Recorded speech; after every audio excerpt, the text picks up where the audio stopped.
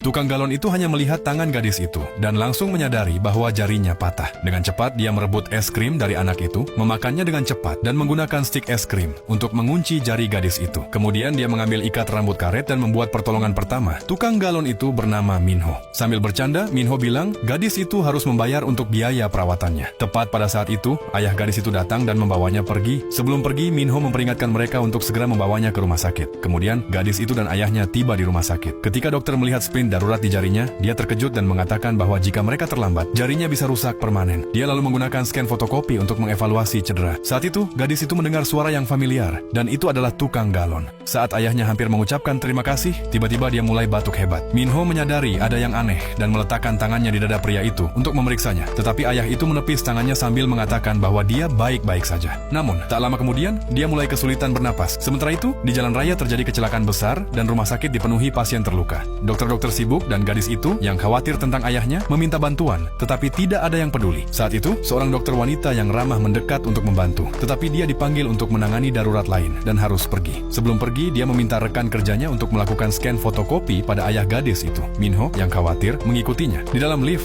ayah gadis itu pingsan. Minho dan dokter segera membawanya keluar dan membaringkannya di lantai. Saat dokter berlari untuk mengambil alat, Minho meletakkan tangannya di dada pria itu, dan dalam pikirannya dia melihat gambar 3 dimensi dari hatinya. Dia menyadari bahwa jantungnya telah berhenti berdetak. Dokter hampir saja memasang selang pernapasan dan menghubungkannya ke ventilator. Tetapi Minho bersikeras agar dia memeriksa jantungnya terlebih dahulu. Dokter mengabaikannya. Jadi, Minho mencabut ventilator dengan paksa dan mendesak agar dia memeriksa jantungnya. Dengan enggan, dokter melakukan pemeriksaan dan mengonfirmasi bahwa jantungnya telah berhenti berdetak. Minho segera meminta defibrilator. Setelah beberapa saat, lama, jantung ayah gadis itu mulai berdetak lagi, tetapi sekarang dia membutuhkan operasi darurat. Segala sesuatunya sudah siap untuk operasi. Namun, karena kecelakaan, tidak ada dokter bedah yang tersedia. Perawat ruang operasi memperingatkan bahwa jika tidak segera dioperasi, ayah gadis itu tidak akan selamat. Mata gadis itu dipenuhi air mata pulsa. Dia tahu hanya Minho yang bisa menyelamatkan ayahnya. Tetapi jika dia melakukan operasi, karir medisnya akan berakhir. Saat Minho hampir akan pergi, gadis itu memegang tangannya, mengeluarkan koin kecil dari saku, dan meletakkannya di telapak tangannya. Minho melihat air mata di mata gadis itu, dan tanpa berkata apa-apa, dia membuat keputusan. Dia akan melakukan segala cara untuk menyelamatkan ayahnya, tak peduli konsekuensinya.